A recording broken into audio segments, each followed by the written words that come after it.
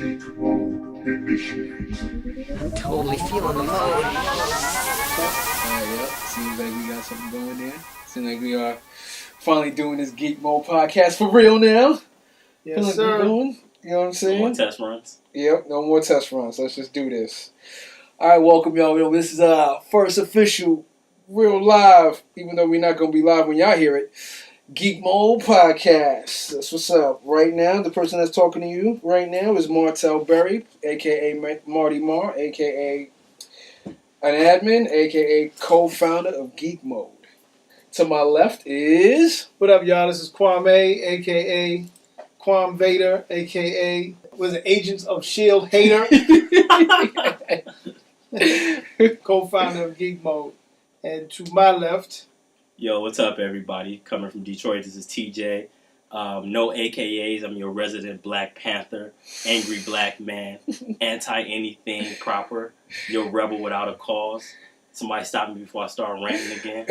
Yo, I hate the fact that he has more AKAs than me. He says he has AKAs, he has more than me. You know, technically, you're not the co-founder. You're actually the founder, Kwame. Okay. The originator? All right, cool. Yeah, as a matter of fact, we can actually start with that. What is the origins of Geek Mode? Kwame, what do you remember about the origins of Geek Mode? The origins of Geekmode were basically me going to the comic book shop Martel worked at and us having a bunch of conversations within the comic book shop and literally saying, yo, why don't we turn this into something? You know what I'm saying? It's like we were talking about we can get our comic books here, we can get our toys here, we can get our clothes here, and the original conception of Geek Mode was to have a place that we can aggregate everything into one. So we can have a discussion, we can showcase whatever new toy was out, we can showcase whatever new geek-related clothing was out. Also a place for original stuff, like we wanted to showcase original comic books and original art and anything that was geek-related and put it all into one place. And that turned into a website, which turned into a disaster. Then it turned into another website, which turned into a disaster. I won't say a disaster. Well, no, it was a lesser disaster. Yeah. And the disaster, it's not the first website was a disaster that totally decimated the land. The second website is a disaster that could be cleaned up. Right. Is this the one that's missing in action right Yeah. now? That's the one that's missing in action, right? Yeah, they're in the Phantom Zone. And then it turned into a conversation about like, yo, if I'm not mistaken, I was telling you, let's just start a group on Facebook. Mm-hmm. And I remember starting a Facebook group, letting you know that it was started. And honestly, at least on my end, I jacked about 100 of my friends that was on my regular Facebook page and automatically just threw them in the group. Mm-hmm. You didn't want to do that. No. But I was like, yo, I was on some numbers thing. I was like, these people will join in. We just got to put them there. We got to put them in there instead of expecting them to go there. Mm-hmm. So I think, the original number was like 120. Yeah, something like that. It was 120 and maybe 20 was organic. Right. Something like that. And 100. Because I know I used to get mad complaints on my inbox like, yo, what the hell is this? I'm getting these damn Superman posts. Yeah. Because like our first inception of the group, we had some interesting characters. What year was this? Woo. Oh, what? Like maybe 3 years ago? What iteration of Facebook was this? Yeah. Brainiac 2.7? Something. It was definitely like, I would say like, yeah, it was probably a couple of years ago. I would say 2012, not 2012, no, 2011. That was around when they first rolled out the whole Facebook groups. Then yeah, because it was probably like 4 years ago. Because, we had, it was 2011 to it was before 2012. Well, I think it was 2011. I think it was. I was still married. So it was over 3 years ago. Right, you know what? And I had a girlfriend then. And you just started with your girlfriend. Right, so it's probably 2011 then. So, yeah, my how time has changed. Yeah, we had weird stalkers on the group. Oh, listen. Yo, we had some weird people in that group. Yo, people that wanted to kill Martell. Everybody wants to kill me because they secretly love me. So that's the thing. They really love me, and they really wanted to they really, for real. I'm not saying this to be conceited at all. Me, I'm just like everybody else. Obviously, I'm a normal dude. This dude these people particularly. They love me. They idolize me. They want to be down with me. They want to send me friend requests. And once certain things happened where their creepiness came out and they got booted off, they got all upset. And they were trying to be Joker to your Batman. Something. What's going on? But they weren't as talented. Okay. So yeah, so they definitely couldn't be. They were more like. They were more like. We all seen Watchmen or read Watchmen. Remember that guy that who was always screaming, "Punish me! Punish me!" That's what those guys were like. And eventually Rorschach killed one of them. Killed them. That's basically what these people were. No disrespect. Listen. Man, that's all disrespect, first off. Okay, yes, it is all disrespect. But let me say this. For the most part, 95% of the group doesn't have anything like that. Which I appreciate. For those that want to beat up Martell, he lives at 18 Canal Street. 18 Canal Street. Come see me. He has long straight hair, a Fu Manchu mustache. Just walk up to him and just start punching him. Yep. Promise you he won't whoop your ass. But what how I remember how Geekmode, the origins of Geekmode was, of course I was a college student at that time, and I was coming toward the end of my college career, and Kwamé came in the store, and he usually shopped there, and didn't say anything, let him do his thing. And of course, how it normally. Can we shout the store out? The store was Silver Age Comics on 8th Street and 6th Avenue. It's no longer there. Which I miss. Yeah, I miss that store. I miss it too. And in fact, before it was called Silver Age Comics, it was called Sleep of Reason. For all those that are listening to this podcast eventually, who have been there, what's up, y'all? Shout outs to y'all. So yeah, so people used to come there and used to have organic conversation. So we ended up talking about everything from comics to philosophy to religion to politics. It all ended up bleeding into one another. You started to understand how the geek culture was within, obviously, the broader culture, and how the broader culture influences the geek culture. So when Kwamé had brought up the idea, which the way I remember it, it was his idea first. He didn't necessarily know what he wanted to do. He just knew, he already kind of had the mind of, he said to me, I want to be able to mix my love for sneakers with my love for comics. My love for comics with my love for music. And he started just saying all these different things, but he didn't have the connecting dots for it. And I didn't either, at least at that time. And I was just like, all right, he said, yo, man, gave me his number. We just chopped it up. He said, if you come up with something, just let me know. So, I took it serious, though. And I was like, I ain't got nothing. I don't even know. And then one day, I don't know exactly what happened. I don't know. It just, it hit me, and I was just like, yo, I got it.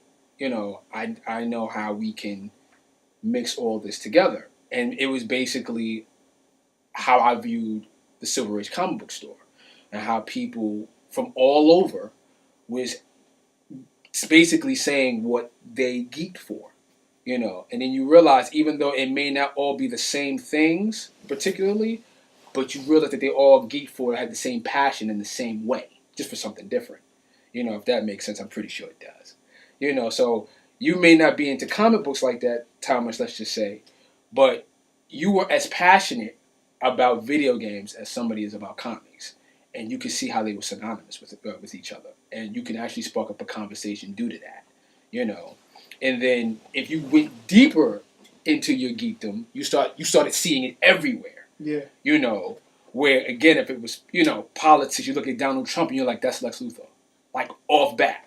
You're just like, well, who thinks like that? Well, anybody who's in full geek mode, Yep. you know, thinks like that, and that's how we came up with the name, Mm-hmm. which was actually coined by Kwamê. He was constantly saying it, and then one day I was like, dude, that's the name. It's Geek Mode. Let's just run. Yeah, with because that. we were coming up with some weird ass names. I don't even remember what the names were anymore. Well, the one that was sticking out was What You Geek For. That was the one that was sticking out, Yeah. and I think you were saying it was too long. I had a story a chalkboard in the studio here that from our first meeting about Geek Mode. I never erased it. And now I don't know where I put it. But, maybe I'll say that for another podcast. Right. Because it had all of our ideas that we wanted to do on there. Oh God, I'm afraid to look at that now. I don't know where I put it. I'm so It afraid. used to sit right there, but I never moved it. And for that purpose, I said one day I'm going to pull this out and I'm just going to look Look at it. and see if we actually did the things that we wanted to do. Right. Running back to that meeting, is there anything off the top of your heads y'all can think about that you did implement? Well, one, the website itself. Yeah. You know, the first incarnation, it was like a momentous moment. Yeah. It was like, it looks like what we wanted it to look like. Yeah. And we just could, you know, it was there. Then of course a series of things happens and that was a disaster. We'll save that for a later date. So the website was something that we implemented. The really the ultimate thing I think is the Facebook group. The Facebook group, more or less, but I think closer to more, resembles what we wanted Geek Mode to be. Yeah, because I don't think either we didn't understand Facebook groups at the point at that moment, or they didn't exist at that moment. So it was more like so the group, like you said, the group turned into a lot of the ideas, the community ideas that we wanted. We had 1,000,001 ideas, mind you. Like for example, there was a guy, I'll never forget this dude's name. His name was Joe. And across the street from the comic book store. Real quick. Mm-hmm. A man named Joe, you can't be excited that you remember a guy named Joe. No, but I'm kidding. what Joe did, what Joe did was he opened a comic book store / hamburger joint. Right. Mm-hmm. And we so was going to jack this dude's idea, man. Nah. Like, Not Action Burger. No, not actually. what's that? Oh, it's the spot in Brooklyn. Oh. Comic book hamburger joint. Everybody loves it. It's not that good. Oh. So is it like Joe's spot? You ever been there? I've never been to Action Burger, but we're gonna go there now. We can do a podcast from Action Burger, right? But yeah, I remember Joe's spot. Joe did. I wonder if that's Joe's spot. Nah, I don't think so. Because remember, Joe had other restaurants or something. He did. And he had like figures all over the wall. He had a PlayStation. He had a TV on the wall. You could play PlayStation. Mm-hmm. Kids would come in there and play games. I think didn't he have tabletops as well? No, he didn't. He just had the PlayStation. Right, right. But this is like PS2 right, and was out. Right, he had a couple of comic books in there to buy. It wasn't. And what was this guy's name? Because you know we got many computers in our pockets. Yeah. Right, it's just Joe. Because you just described Action Burger. Right, but it's just Joe. But you know, Action Burger. I mean, don't forget that other spot that we went to in L.A. I forget the name of that spot. Remember the spot that you could play Analog. Oh my God! But it wasn't. They didn't have like comic books and figures. That spot don't even exist no more. Analog doesn't exist anymore. It's there. It's just another name. Oh, The Analog was dope. Yeah. Even though it didn't have comic books and stuff like that, but they had the video games where they was passing out controls. He was playing that while he was eating. Yeah. You know, so that was. And it was old. It wasn't. It was like old Nintendo stuff. Nah, it was regular Analog. Yeah, we were playing on the PlayStation. I was playing Street Fighter 2 Turbo HD Remix. Okay. Yeah. I mean, so it was dope. So there was just a lot of like we wanted to throw parties. Mm-hmm. You know, and I still do. That's still coming, y'all. Geek related parties. You know, we had a lot of we wouldn't spend our money and got these business cards. And, we spent a lot of money. We tried to just really set it up. I think we were speedballing in certain aspects. Right. You know, and you know the dope thing about it is that we're still existing. Right. It wasn't like, you know, it kind of almost sounds like two, like Beavis and Butthead just sitting around just thinking of some weird comic book fantasy thing, and then, you know, by 2012 it was over. But now we kind of stuck to it. We also had the idea of going to Comic-Con and having a service. We wanted to do services. I remember that idea. Oh, God. Service where there's like a staff of Geekmode people that will stand online for you, wait for the panels for you. Concierge service. It was a geek concierge service. I still think it's a dope idea, but I do too. We probably still will do that someday, but when we wanted to do it, it was just like not feasible. But it was easier then than it is now. Right. The process of getting badges and getting into these Comic Cons. You Back stand then, in a panel and swap out, somebody's gonna fight you. yeah, like back then, that year was, it might have been 2010, but that year, it was only $75 for the whole week. Right. At San Diego Comic Con. It was, you know, it was a whole other thing, man. That's just like 5 years ago. Everything changed. Right. I mean, Batman's in a movie with Superman. Right. Right. So I mean, but basically, you know, saying all that, that's the origins of Geekmode, and the motto that always stayed the same was, "What do you geek for? What you geek for?" You know, and that was to show how things were synonymous with geek culture, even though it may not be directly related all the time, but you can see how they relate in terms of just how your passion was for it. So you couldn't, which some Geekmodians have done in the group, make the mistake of thinking something is something that you geek for just because you say you like it or you geek for it. No, you really have to be able to show it and express it in a particular way. You can't say, "Oh, I geek for spoons," and you have like a spoon collection. You gotta like, everybody has spoons in their house. What about whatever it is that you geek for?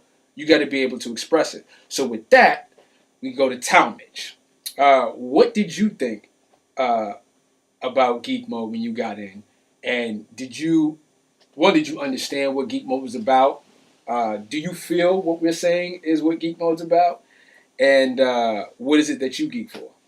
Well, one of the three, one at a time. You don't have to answer them all at the same time. I'll start it this way. I was introduced to Geekmode through an outside entity that has nothing to do with Geekmode. A lot of people don't know that.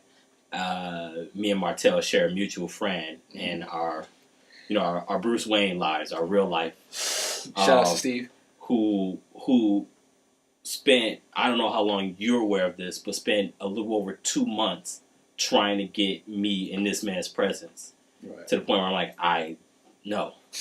I'm very antisocial, if you guys haven't picked up on it. And it was like, Most you know, geeks are. it was like, hey, we gotta have lunch. I want you to meet my homeboy. I'm cool. Hey, my boy, I think you guys would get along. Cool. Hey, I need you to meet my boy. I'm telling you, you would get along with him. Well, one, I have a fiance. And two, I'm okay with your lifestyle, but I'm good. Right. No, you gotta meet him. Maybe I ain't growing enough facial hair. I don't know what it is, but I'm good. Then finally, you know, he caught me on one of them days where it's between getting out of work and going to the gym. He's like, nah, I just need you to come hang out. We're gonna have a drink. So I went to meet my boy. So I showed up, and lo and behold, meet this cat here, rocking a Nightwing hoodie. You know, and as we were chatting about it and we were going over the details and different things, he peeped that I had a homemade Green Lantern workout shirt on. Yeah. And I think at that moment we sort of bonded in the sense that we both truly geeked, you know. Right. Secret lovers. Please never again. I mean, that's one of them things where that's for the next podcast. that's for Geek Mode After Dark. That's what that is. That's one of the moments, though, you know, where you talk about, you know, geeking and truly understanding what it means to be a geek. Like Martell said, we have a spoon. Everybody has a spoon. Right. Everybody throws on a Superman shirt. Everybody has that every male over the age of 25 has a Batman t-shirt in their house. How many have a Nightwing hoodie that they wear on a day-to-day basis? Right. Or a homemade Green Lantern workout shirt. That was a badass shirt, too. It was dope. Like, it looked like something you would order off online. Right. I was like, what the this is right around the time that dude in Brooklyn stole my idea and sold it to Under Armour. I believe that. I'm gonna find that guy too. He asked me too many questions, and all of a sudden, 3 months later, Under Armour rolling out prototypes and shit. Whatever. Yeah. You know, chalk it up to the game. Mm-hmm. So anyway, as we exchanged words and we were sitting there, he told me about Geek Mode, the Facebook group, and the website. And, you know, I followed it on my iPhone at the time. I don't know why I ever had one of those things. Followed on my thing, walked out of the meeting like, oh, that's cool. You know, I've been a part of a couple of little Facebook groups, and I was in that sort of that phase we all go through where I was about to delete my account. Yeah. And I'm like, oh, that's cool. I check out this little whatever group, and I'm cool. I'm like, whatever. I like it, give them this like, and that's the last I hear about it. Mm-hmm. So as I'm waiting on the train, I start thumbing through this. Mm-hmm. I'm like, dog. Somebody put up an action figure collection. Like, that's dope. Somebody else put up like one of them little hip-hop freestyle battles or something that I'm like, oh, you don't see that connected on the same geek group. Mm-hmm. Somebody else put something there, and then there was a whole debate going on. And I started going through the comments, and I can't even recall the exact debate, but everybody that was commenting were commenting from a place of knowledge. It wasn't Batman to be Superman because he Batman. It was like, no. Well, Batman would be Superman because he's willing to take that extra step to disable Superman, whereas Superman would never make that extra oomph to hurt Batman. He's not willing to stop Batman to the point of maiming him, even though everybody and their mama knows Superman would smack the shit out of Batman to that point. But whatever. But I just remember, like, I'm sitting there and I'm like, oh, shit, let me get involved in this. Right. And I dipped my toes in there a little bit. You know, I couldn't swim at the time, so I just would read comments, comment here and there, and then my logical brain, my Spock in me just started coming in, and I just started coming in with logical answers to everything. Right. If it was a versus battle, let me go look at this character. Well, that character wouldn't win. As powerful as he is, he just does not have that mindset. Right. Well, Dr. Doom would be him. Well, you have to take into the fact that Dr. Doom is such a narcissist that he will always lose because he's not willing to make the sacrifices he needs to win because he just feels he should win. So he makes that extra. He never makes that extra effort to win. He might be smarter than Reed Richards, but he'll never make that extra effort to be smarter because he thinks he should be naturally smart. Little things like that. And I just remember I just fell in love with the group. I'm like, Jesus, I'm 29 at the time. Black kid from Southwest Detroit who had to drive 40 minutes to a comic book store and never had a real comic book conversation outside of, like, what was happening on Cartoon Network. No one really understood comic books like I did. Yeah. And I'm just like, whoa, these are my people? Not to sound cliche. Right. But I felt at home. Like, I felt at home. I'm like, I can put anything within reason up here. Right. And no one's going to judge me. Right. Geekmode is a spot where I can say I'm not a big fan of Star Wars. And people will go in. Right. But they're not judging me. They're going to talk about it or tell me why they love it. Right. I mean, you know, you get the occasional... you get the occasional... facts in capital letters, which immediately defeats the conversation, but... Right. You get the basic geek, I like to call it, like the basic geek, the dinosaur geek, you know, who's, you know, argue about old things in weird ways, you know. But for the most part, you have people who really want to just know where you're coming from. Yeah. You know, like, oh, you don't like Star Wars? Well, why not? And then people start breaking it down, and it starts making sense to people. And it doesn't invalidate why you love it so much. Right. But it explains why somebody doesn't. That's what's dope about Geek Mode. You start seeing how other people think. That's what makes Geekmode great. Right. And I'll tie this back, but that's what makes Geekmode great, and that's what made me stick around, and that's also what made me so comfortable in participating. Right. And this is before things happen, and I was asked to help out a little bit. It was that non-judgmental mentality. Right. Like I can get in a heated confrontation with someone on there, but it never felt personal. Right. It felt like we were having a discussion. Mm-hmm. And it was never like, yes, there are people in any kind of internet realm or portal that will make personal insults. And yes, you have to just roll with it or take it personal or don't. But Geek Mode is not a place that harbors that. Mm. And it just made me feel at home, right, for lack of a better word. So once I got comfortable in there, and then we'll go back, like I said, full circle to what I geek for. I'm 30 years old. I collect action figures. Right. I collect toys. Mm-hmm.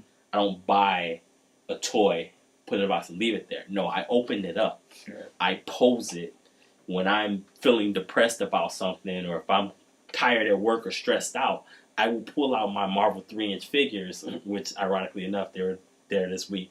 And I would start posing them around. Right. And I would make little, whatever, take a little picture. And right. I'm like, damn, I could actually share this with people. Right. And I would upload it to Geek Mode. Yep. And they would talk about it. And people would tell me about their collection. And they would point out why it's dope, why it's not. Where'd you get that from? Right. And I was like, I'm home. All right. And we really encourage that, folks. If y'all don't know that already, if y'all didn't know, we really encourage that. You got a collection, you see something dope, which y'all do for the most part. But for those that don't, you got something in your crib that's geek related, something that you're real passionate about that you can really elaborate on, showcase it. Show us. We want to see it. That's what we're here for. We want to say if it's dope. We want to say, it's okay. And you can just say, that's cool, but I love it. And this is why I'm posting it. Mm-hmm. As long as it's within the code of conduct, don't forget about that. You ain't the only person in the group. Be considerate of others. Be courteous. God damn it. Anyway. But you know what? I want to touch on something that Salman said. Being I feel like the term geek is kind of a cliche thing. Okay. And we went back and forth on that. That was another part of the origin. But it's like the best thing to say is like black people. Mm-hmm. Instead of trying to come up with some newfangled way to say black people, you just say black people. You say geek. But black is beautiful, baby, by the way, so let's just say that. The thing about being a geek that is so dope, I'm gonna just dial it back real quick. Mm-hmm. My girl's son is special needs, and he does not look like quote unquote normal kids.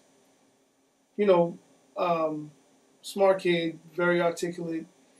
He's a little bit smaller for his age. He looks a little different, but for the first time ever, I took him to Comic-Con. I don't really hang out with little kids like that. So, mm-hmm. So it was a new experience to me. But the reason why I took him to Comic-Con was because I knew that once he put on his Robin suit, he wasn't going to be looked at in any way, shape, or form like he gets looked at in everyday life. Mm-hmm.